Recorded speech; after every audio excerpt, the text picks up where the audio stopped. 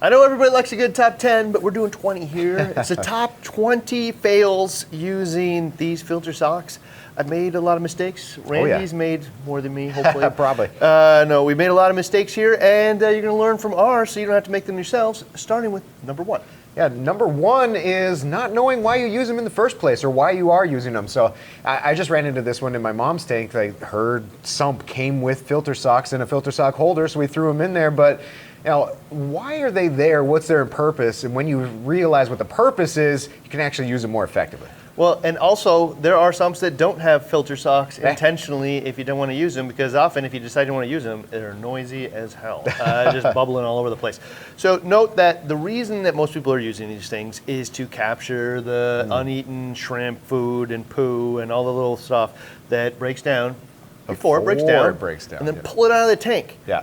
Now, the reality is a lot of people are just leaving them in and letting it rot. Week, 2 weeks, yeah. You're going to find out later why that actually turns this into a nitrate factory and why I'm reversing course on that specific statement. So you'll hear that a bit later today. But yeah, I don't know. So make sure you're using it for the right purpose and then match your maintenance schedule to that, or consider whether you need it at all. Now I will say there's one other purpose here that I've used them in the past, and it's using it to pull out the little particulates and floaties out of the tank. And I kind of felt like if I left it in there long enough, maybe it'd break down. So well, who cares? At least I got the floaties out. But the floaties kind of find their way through eventually, and so it doesn't really work. It works best if you change them out. And speaking of changing them out, mistake number 2 is not sticking to a schedule or picking a schedule for your swapping these things out. So, you know, we've done an investigates test on changing them out every day, every 3 days, every week, every 2 weeks. There is like a tipping point of when they start being less effective at what their purpose is. So just pick a maintenance schedule and then stick to it. It probably depends a little bit on your specific type of food and how fast it breaks down. But we found about 3 days changing them out served the best purpose of actually exporting the junk out before it totally rots and just breaks down into your tank. So every 3 days. But what if nitrate and phosphate are starting to go too low? Well, change them out every 4 days then, man. It's that simple. So just change them out to meet your goal. And if you're finding that my tank is getting polluted with high nitrate and phosphate, you know what? Start changing them out more frequently. But in any case, you are exporting all that waste, and you can change how fast you do it, and it's really easy. Number 3, some people waste a lot of money. Yeah, don't throw these out. So the mistake is throwing them out and thinking they're like a single-use item, when actually it's probably, I don't know, I'd probably get like 3 months out of a single filter sock if I take care of it and clean it properly. So, you know, throwing them out is a mistake because you're probably just putting money in your garbage. So, yeah, I will say, I know people do throw them out because they are pretty cheap. Now, every 3 days if you're changing it out, I don't know, it's expensive. Less about money, it just seems wasteful. I don't know. But yeah, so they are pretty cheap, so you know, you could just swap them, throw them out if you wanted to, but you can also wash them. And I'll just tell you, probably the most common way to wash them is just throw them in your wash machine with no soap or anything. And usually they come out the other side pretty darn clean. You can wash them, scrub them with your hand for forever, but that's just a big mess, and you can get bristleworms and stuff in your hands. So just run them. Some people run bleach, and yes, bleach is reef safe if you run the rinse cycle afterwards. Oxidizes some of those organics out, you know. Yeah, it'll clean it out. Eventually, though, you'll see it. You'll see it get really fuzzy, and it will start to, you know, the weave in it will start to get looser. After washing them 5, 6, 7 times, depending on how aggressive your wash machine is, they're going to stop working as well as they used to. Visually, you won't be able to say, oh, it's 50% less. But you can just see it and say, you know what, this does look like it's starting to get worn out. It only costs $3. It's probably time to get a new one. Number 4, if you leave them in too long, this is a big mistake. And this must have happened to you. I haven't had this one happen to me, but Ryan has made the mistake of grabbing them blindly when you have like a bristleworm problem, and then your hand ends up covered in it. Okay, so this did happen to me. Yeah, I figured. I was at one point one of those people that just let them sit in there. And the reason I knew when to change it out is when I heard the water overflowing the top of it into the sump. That noise was Ryan changed it out. And I was largely just using it to remove all of the particulates from the water, which it kind of did. It was better than not. But after leaving it in there for a month, I went in to grab it, like, yay, and there was tons of bristleworms that had started to live inside of this thing, and my thumb came out fuzzy. It hurt like hell. So yeah, if you're gonna leave these in a long time, know that things start living inside your filter sock. They may even reproduce in there, and some of them hurt like hell. Number 5, think about this before you buy the sump. Yeah, the mistake here is getting a sump that has holes for filter socks, but you have no intentions of using them, in which case it just becomes, like Ryan said earlier, it's loud and it just becomes wasted space. Yeah, so what generally happens is there's like 2 or 3 or 1 hole for these things, and the water flows in and then goes down, and it kind of trickles on the side, and it's generally fairly quiet. If I take it out, now the water just flows over the side and it splashes, makes tons of salt creep mess, it makes a lot of noise. And so I would say most new reefers will think they want a filter sock, right? And I would say in general, actually most reefers will.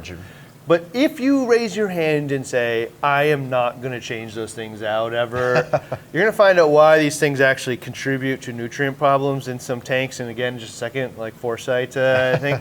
But maybe I just don't want these in my tank, and so in that case, there's tons of sump designs that just don't have filter socks in them, or at least think about the way that you could avoid using it so you don't have all that noise and salt creep. Just think about it beforehand, and you'll get a better result. All right, number 6, this is the one you should not do for sure, all of you. Yeah, so the mistake is putting carbon in your filter sock. I mean, this thing looks like a drawstring media bag that I'd normally put carbon in, so why not put it in? And you tell me I need to put it in a high flow area, why not the filter sock? Yeah, so the problem becomes the water flows over the edge, hits the carbon, tumbles it, grinds itself to dust, and eventually you have no carbon and you have black rock instead. So this one I haven't actually done myself, but I've seen so many times on the forums and stuff that, hey, it just seemed like, why don't I just dump some carbon in there? That seems like a good spot. It's a terrible spot. And even if the carbon you're using doesn't visually grind all the way to dust, it's definitely releasing carbon fines into the tank. Yeah. This stuff is not designed to be tumbled or rub against itself all day long. It's designed to be held tightly together, have water flow through it, but not tumble. Number 7, this is something I've wondered about before, but I think we have a better picture into it today. Yeah, the mistake is not matching your filter sock approach to your skimmer approach. And then, a lot of times it's your skimmer picks up things that are broken down, and if this is removing them before they break down, your skimmer's less effective. You need to adjust for that. So this hits it in 2 ways, actually. So the first one is an undersized skimmer will almost always work. It just won't work as good as it could as if it was a better skimmer. Right. An oversized skimmer often doesn't work at all and just looks like a boiling pot of water. So right now, if you have a skimmer that looks like a boiling pot of water, there's tons of foam and air, but it's not actually coming over into anything, maybe think about this just a little bit. One of the things you could do right now is pull out your filter socks and see how much better the skimmer performs. Yeah. Because not only is this thing pulling out a bunch of the shrimp and poo and everything, if you're actually taking it out, so you don't need as big of a skimmer. If I take out half of the waste with this in a good schedule, changing them out every 3 days, I probably need about half the skimmer. If I didn't have these, then I really need that really great skimmer. Now the other piece of this is kind of tied to that nitrate factory idea. Like, people used to call these nitrate factories and, like canister filters as nitrate factory. And I didn't really check that box for me because basically you're saying that this thing created nitrate, and it didn't. What created nitrate is putting food in. But if you don't change them out, all the stuff just rots in here and turns into nitrate. If you do change it out, you export it. But if you don't, it just rots in here. And what you're doing is eliminating the chance for the skimmer and the other filtration to pull it out. Right. So by having this existing in your tank, but doing it poorly, you're going to make the rest of the filtration less effective as well. So in some ways, this is adding additional pollution to the tank if you don't maintain it well. All right, number 8, we sell these, but I don't really know why. The mistake is using these, the mesh filter socks, when you're trying to, pull out all those particulates and waste before it breaks down. I can see through this one, can't really see through this one, but it's kind of deceiving. Yeah, so they both say like 200 microns on them, right? Which is the like mesh size that you're going to capture the filter. But I think the best way to think about it is this is 200 microns one layer. This is 200 microns, probably 50 layers. Yeah. So if I took this and I, put 50 of them together, it would probably be about the same as this. And that's a little bit of a made up number, but you start to get the idea of having that felt, it's layers and layers of that size. It'll capture a lot of it. So this will capture the food and the poo and all this stuff. This will actually let most of that through fairly quickly. Now, if it's a whole shrimp, it will actually hold the whole shrimp until it breaks down, you know, but we know fish waste, as soon as it, you know, hits something, it just breaks up. Pellet foods will probably deteriorate. So if you're using this and you don't ever see anything in it, well, you know the answer. If you're pulling out lots of shrimp and stuff, then I guess you know, and maybe it works good for you. But note that it's not really the same. It will capture big things like algae and you know, snails that go down there, you know, that stop the snails from crawling into your return pump and that kind of thing. But it really isn't that great at nutrient export. So know the difference between the mesh and the felt is really what most people are going to use. So sometimes I steal the fails early on in the episode from the later on. Yeah, the mistake is not realizing that these filter socks can actually be nitrate factories, especially if you don't have a very, you know, good schedule. I mean, if your point is to pull out things before they break down and you just leave it there, you're kind of defeating the purpose. Yeah, so really what you've done is you removed all the chance for your skimmer to remove the stuff. And so one of the things I hear commonly is, well, isn't it dissolved organics that the skimmer is removing? Yeah, it is. It's just, you know, taking those proteins and all this stuff. But you will also see larger pieces of poo and broken down food that it's also capturing. You can even see it sometimes boiling on the top of the foam. So what you're doing is reducing, not only, but you're not exporting it with this if you're leaving it in for 2 weeks or a month or whatnot, but you're also actually making your skimmer perform worse as well. All right, number 10, do this day one. Yeah, buy extra. So don't make the mistake of only getting, you know, 1 or 2 when if I have to clean them out every 3 days, now there might be times where I'm overlapping and I don't have filter socks while I'm trying to clean the ones I have. So for instance, if I'm gonna change them out every 3 days and I got 2 of them, that's actually 20 a month, right? Yeah. So 20 is probably a good number. Pick up 20 of them and I can wash them once a month, but say I wanna wash them only every other month. Now you probably wanna pick up 40, right? So it's all about maintenance. They're not particularly expensive, you know, like you said, during sales and stuff, they're often even cheaper, but you know, they're a few bucks a piece. But also, just when you're washing them, you wanna think, it's a little bit of extra effort. I gotta spend an hour, let my wash machine do its cycle. But they are filled with bristle worms and all kinds of other things that you may not want in your clothes. So run it again, you know, it becomes a 2 cycle. So doing it infrequently is great. Pick up however many you need to get at least a month's worth of time between having to wash them again. All right, number 11, they come in different sizes. Yeah, the mistake is picking too short when you should have got long, or picking too long when you should have got short. So your sump, I mean, you can easily measure. This is a 4x8 sock, and 4x14 is usually the other standard.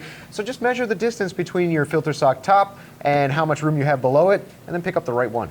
And if you're in somewhere in between, I guess there's a couple of things to note. Obviously, this one has half the surface area as a bigger one, so it will clog probably twice as fast. Right.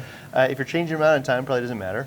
But the big piece here is probably making sure that the water line is below or above the bottom of the filter sock, so it's not dripping out, making tons of noise, right?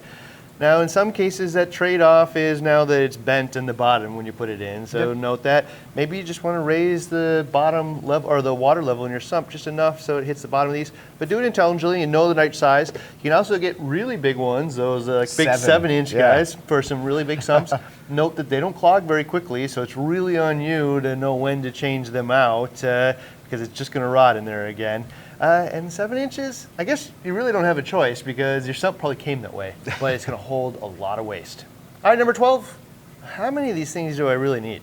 Yeah, the mistake here is not understanding like why there's 1, or why would I use 2, or why would I use 3? The sumps come with, the 160 came with a chamber for 4 of them, and then we have, you know, some sumps have 2, a lot of sumps I see have 2, some have 1, some have 3.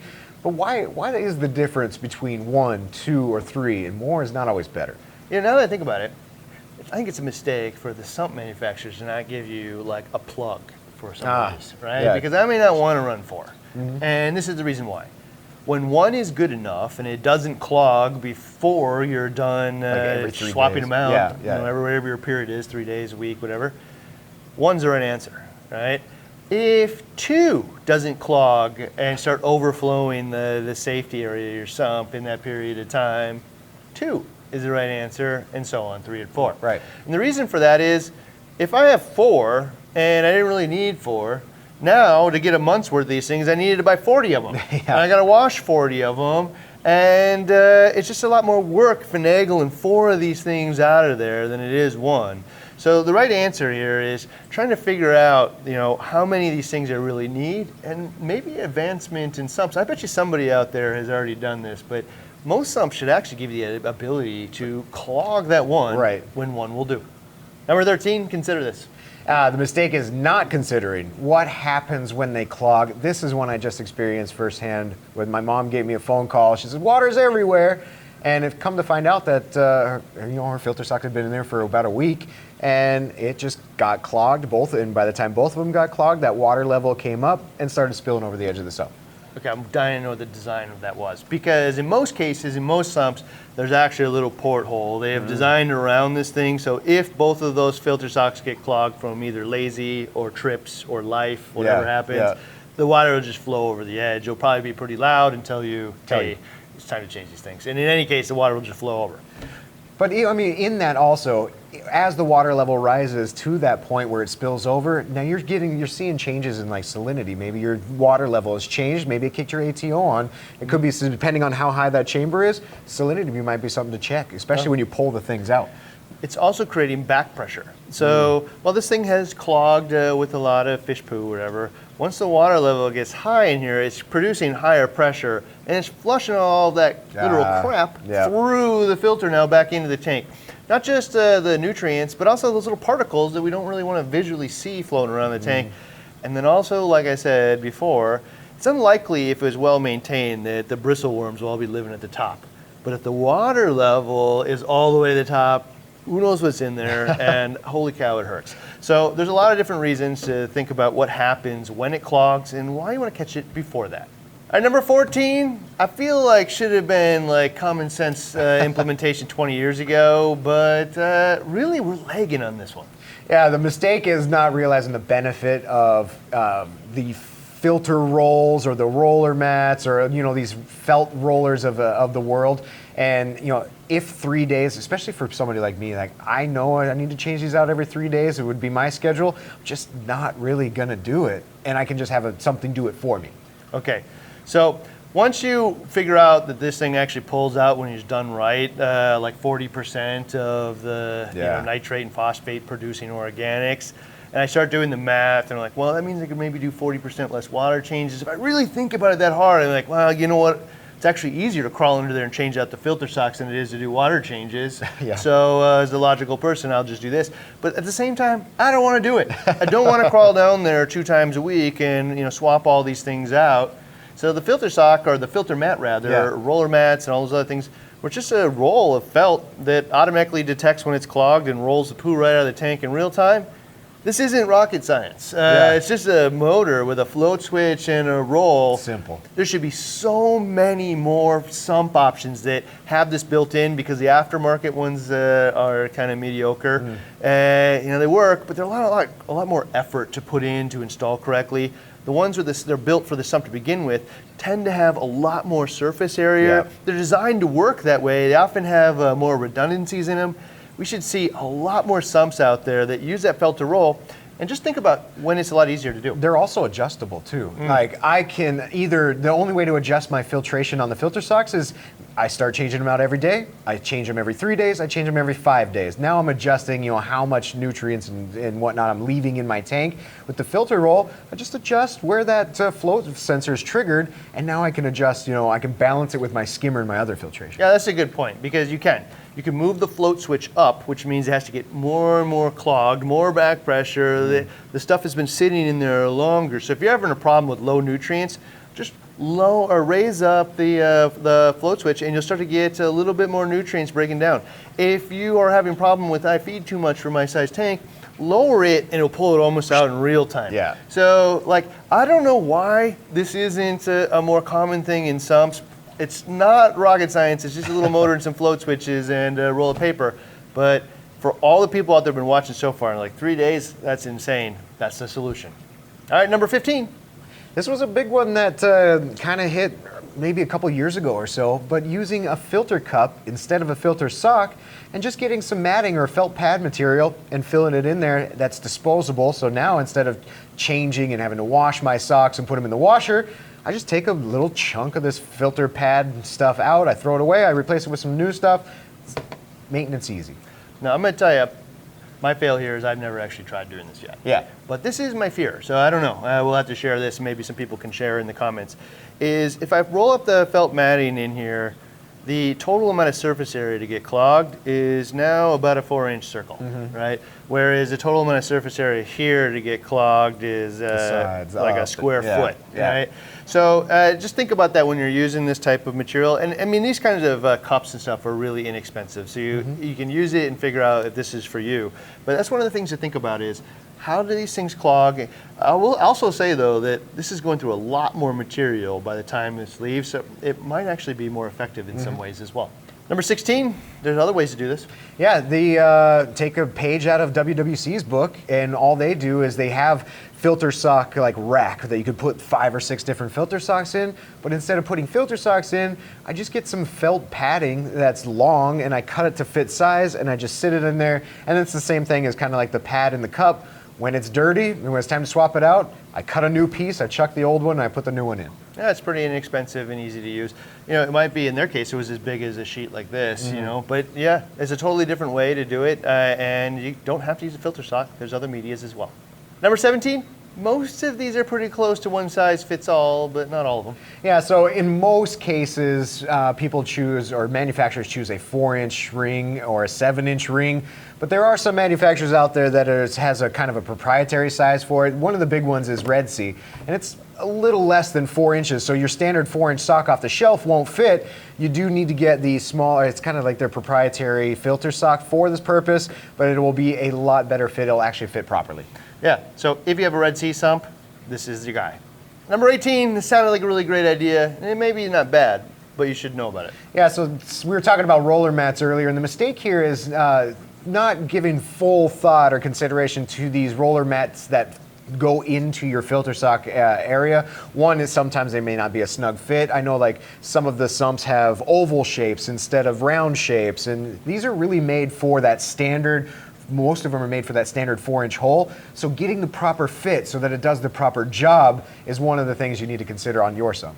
I would definitely pay attention to the description on the product pages of these things, or manufacturer pages, because they'll explicitly state the sumps that they'll work in. You also want to pay attention to how high it's going to be. And again, what it really looks like is kind of like a little tube that will go down inside your filter sock with felt going up and down the back of it. Right. And you can just slide it right in. It sounds like a great idea because you can, adapt that filter sock mentality to my sump that already has these holes in it. Yep. However, there's a couple of things. A lot of them don't fit, so make sure of that beforehand because you'll be disappointed afterward. Yeah. It also needs some height. The other part of it is many of the roller mats designs actually have like a sheet that's like this wide, and it's a couple square feet of felt material. These ones, it's about a 3-inch strip, and it's really not that much, so it gets clogged pretty fast, and you start to go through a lot of felt material that way. It's probably a similar amount, actually, as to the amount you go through if it was bigger, but for whatever reason, in that smaller form factor, it just costs a lot more, and you're still changing it out more frequently than you'd like. Number 19, there's a couple alternative uses for this as well. Yeah, filter socks just aren't for pulling out uneaten food and waste and stuff like that. You can actually use it for maintenance purposes, like vacuuming out the sand. I've seen it done a bunch of times. You put a brand new felt sock in your sump, and then you run your little vacuum tube down directly into your sump, into the sock, so you don't even have to turn off pumps or anything. But you can vacuum the sand and get big, giant chunks out, and it's all captured right in here. You can also use it for salt mix. So a lot of times you're kind of like, limited by the size of your water change, or if you even do water changes, or whether or not you can clean out the sand. Like you said, if you just put that tube down into the filter sock in your sump, you can start to clean some of that out and pull a lot of the garbage out right into the sock.